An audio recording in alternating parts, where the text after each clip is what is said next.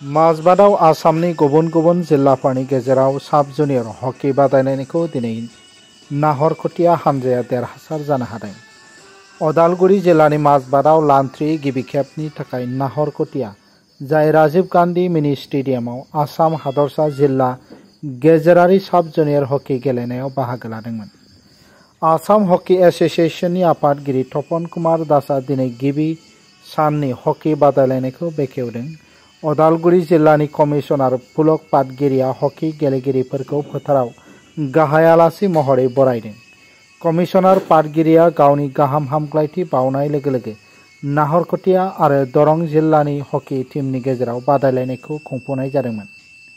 दिनै बादायलायनायाव नाहरखोटिया हकी टीमा दरं जिल्ला हकी टीमखौ 13-0 स्करजों देरहादोंमोन। माजबादनि जायगानि एमएलए आरो हकी बादायलायनाय खुंफुं आफादनि आफादगिरि चरण बर'आ दिनै गिबि साननि हकी बादायलायनायाव नुजाथियो। बारग' एमसिएलए जितु किसान आसाम हकी एसोसिएशननि लेङाइ आफादगिरि हिरण्मय बरुवा, समुद्र बरागहाय बारग' सोद्रोमा अतुल चन्द्र बरुवा, आसाम हकी एसोसिएशननि सोद्रोमा बिजय शंकर दमाया बाहागो लादोंमोन होनना बानजायाफोरनि लोगो नेहाथारि हेमन्त दैमारी आरो शिवलाल पानिकाया फोरमायो।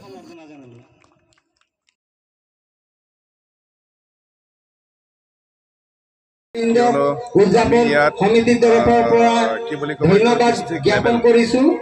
লগতে অহাকালি আমি যিকেইখন খেল আছে সেইকেইখন খেল আমি সুন্দৰভাৱে কিন্তু আমাৰ মাজবাদী উদযাপন সমিতিৰ তৰফৰ পৰা আমি যোৱা 6 মাহ লৈ যাব কোচিং পাৰো বুলি আশা ৰাখি আজিৰ প্ৰথম দিনৰ খেল সমাপ্ত হৈছে বুলি উদযাপন সমিতিৰ তৰফৰ পৰা আমাৰ খেলুৱৈ যথেষ্ট প্ৰেৰণা যথেষ্ট উৎসাহ পাব আৰু বহুতো আইডিয়া আমাৰ শিকিব পাৰিব আৰু এইবিলাক আইডিয়া লৈ মই আশা ৰাখিছোঁ আমাৰ মাজবাদ টিমো যথেষ্ট আগবাঢ়িব পাৰিব। আন্তঃগাঁথনি ভাল নহয়, তথাপিও আমি এইবিলাক আমাৰ প্লেয়াৰ্ছসকলৰ ভৱিষ্যত চিন্তা কৰি আমি সাহস কৰি পেলাই এই খেলটো পাতিবলৈ লৈছোঁ। সকলোৱে সহায় কৰিছে। আশা ৰাখিছোঁ আজি আৰম্ভ হৈছে, বাকী আৰু 2 দিন আছে, ভালকৈ পাৰ হৈ যাব। 1 নম্বৰতে এইটো আদৰণীয়।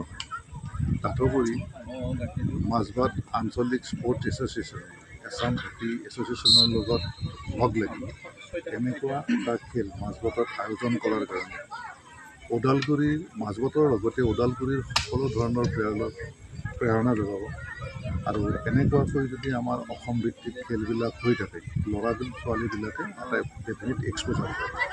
তাতে আমাৰ যিখিনি ছোৱালী, এই ছোৱালীখিনি ইয়াৰ পৰা এটা নিৰ্দিষ্ট এক্সপ'জাৰ পাব, জ্ঞান পাব, খেলৰ বিষয়ে বুজিব আৰু এই কথাখিনিয়ে আমাৰ ছোৱালীখিনিক আগুৱাই লৈ যাব। এই কথাটো মই ইয়াৰ আগতেও আহোঁতে মই গম পাইছোঁ। গতিকে মাজবাদৰ সেইফালৰ পৰা এটা নিৰ্দিষ্ট সুকীয়া মৰ্যাদা আছে আৰু সেই মৰ্যাদাটো অক্ষুণ্ণ ৰাখি আমাৰ এই খেলখনেও খেলুৱৈবিলাক মানৱতাৰে খেলি আমি মাজবাদৰ যাতে নামটো ৰাখিব পাৰোঁ, তাৰ কাৰণে মই সকলোকে আন্তৰিকভাৱে কামনা কৰিছোঁ আৰু নিশ্চয় কৃতজ্ঞ হ'ব। আনন্দিত হৈছোঁ যে মাজবাদৰ দৰে অঞ্চলত ৰাজ্যিক প্ৰতিযোগিতা আয়োজন কৰি মাজবাদ আঞ্চলিক ক্ৰীড়া সন্থাই যি ক্ৰীড়াৰ উদাৰতা দেখুৱাইছে, সঁচাকৈ অসমৰ ক্ৰীড়া মানচিত্ৰত এটা ইতিহাস হৈ থাকিব। যিহেতুকে এনেকুৱা দৰে খেলপথাৰসমূহত যদি আমি ৰাজ্যিক পৰ্যায়ত আয়োজন কৰোঁ, তেনেহ'লে এই অঞ্চলৰ খেলুৱৈসকলে উৎসাহ আৰু প্ৰেৰণা পায় আৰু সেই কামেই মাজবাদ আঞ্চলিক ক্ৰীড়া সন্থাই লৈছে। মই ভাবোঁ এয়া এটা ক্ৰীড়া ক্ষেত্ৰখনত এটা শুভ লক্ষণ। ভৱিষ্যতেও যাতে এনেধৰণৰ তেওঁলোকে খেলা ধূলা আয়োজন কৰে, যুৱ প্ৰজন্মৰ মাজত ক্ৰীড়াৰ প্ৰতিভা ওলাবলৈ ৰাস্তা মুকলি হয়।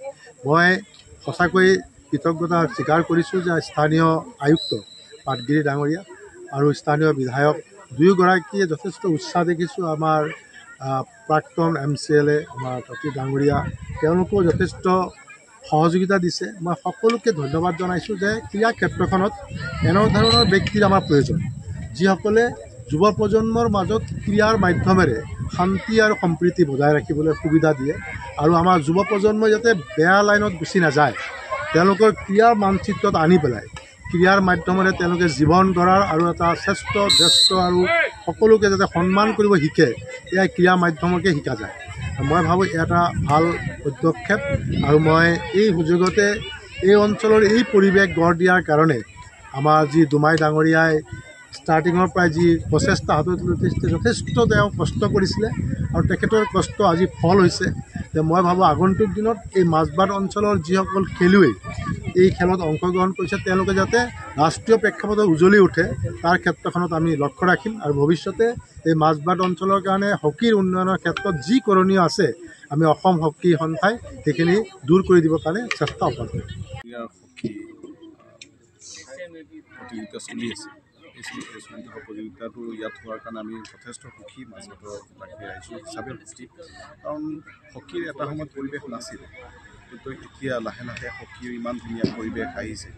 হকী আমাৰ ৰাষ্ট্ৰীয় খেল আৰু আমাৰ উঠি অহা প্ৰজন্মৰ ছোৱালীসকলে এই ৰাষ্ট্ৰীয় খেলটি যি ধৰণে তেওঁলোকে লৈছে, আজি 15টা টীমে ইয়াত অংশগ্ৰহণ কৰিছে। ইয়াত নাহৰকটীয়া, ডিব্ৰুগড়, চৰাইদেউ, অন্যান্য বিভিন্ন জিলাৰ পৰা হাইলাকান্দিৰ পৰাও আহিছে ইয়াতে টীম আহি ইয়াতে অংশগ্ৰহণ কৰিছে। ইয়াত আমাৰ থকা মেলাৰ ব্যৱস্থা অলপমান যদিও কম, তথাপিও আমাৰ আয়োজক মণ্ডলীয়ে যথেষ্ট ভালকৈ আমাৰ চেষ্টা কৰিছে যাতে প্লেয়াৰসকলে তেওঁলোকে কষ্ট নাপায় আৰু থকা মেলাৰ ব্যৱস্থা হয়, কোচসকলৰ থকা মেলাৰ ব্যৱস্থা হয়, মেনেজাৰসকলে যাতে কষ্ট নাপায় তাৰ কাৰণে চেষ্টা এটা চলিছে। ইয়াৰ লগতে আমি এটা বস্তু অনুভৱ কৰিছোঁ যে আমাৰ অনাগত দিনত আমাৰ বহুত ভাল প্লেয়াৰ ইয়াতো ওলাব। ছোৱালীসকলৰ মাজত যথেষ্টখিনি অনুপ্ৰেৰণা দেখা পাইছোঁ, তেওঁলোকে শিকিছে, তেওঁলোকে ভালকৈ খেলিছে। গোটেই অসমৰ হকী এছ'চিয়েশ্যন ইয়াতে সভাপতি মাননীয় তপন কুমাৰ দাস আহিছিলে, তেওঁলোকেও যথেষ্টখিনি আগবঢ়াই আছে। আমাৰ জিলা আয়ুক্ত পুলক পাটকৰী ডাঙৰীয়াও ইয়াতে উপস্থিত আছিলে। গতিকে এটা মই ভাবোঁ যে উৎসাহ সকলো ফালৰ পৰা আহিছে আৰু আমাৰ প্লেয়াৰসকলৰ মাজতো এটা নতুন উৎসাহ মই দেখা পাইছোঁ। তেওঁলোকে নিজৰ পঢ়া শুনাৰ লগতো খেলটো যে কিমান দৰকাৰী, ইম্পৰ্টেণ্ট, আজিৰ দিনত খেল কিমান আগবাঢ়িছে। মাননীয় নৰেন্দ্ৰ মোদী ডাঙৰীয়াই খেলক বিকাশ কৰাৰ কাৰণে তেওঁ সৰ্বত্ৰ প্ৰয়াস কৰিছে। মাননীয় মুখ্যমন্ত্ৰী ডক্টৰ হিমন্ত বিশ্ব শৰ্মা ডাঙৰীয়াই খেল আগুৱাই লৈ যোৱাৰ বাবে যথেষ্টখিনি প্ৰয়াস কৰিছে, যাৰ কাৰণে খেল মহাৰণ নিচিনা ব্যৱস্থা আজি আমাৰ প্ৰতিটো বিধানসভা সমষ্টি পৰ্যায়ত চলি আহিছে। গতিকে ইয়াৰ যোগেদি মই ভাবোঁ যে এই হকী খেলৰ যোগেদি বহু প্ৰতিভাৱান খেলুৱৈসকলে সুযোগ পাব আৰু ইয়াৰ যোগেদি আমাৰ এই প্ৰতিভাৱান খেলুৱৈসকলে এটা সময়ত ৰাষ্ট্ৰীয় আন্তঃৰাষ্ট্ৰীয় পৰ্যায়লৈকে খেলিব। মাজবাটনিफ्राय जतिनाथनि रिपर्ट NBT लाइभ।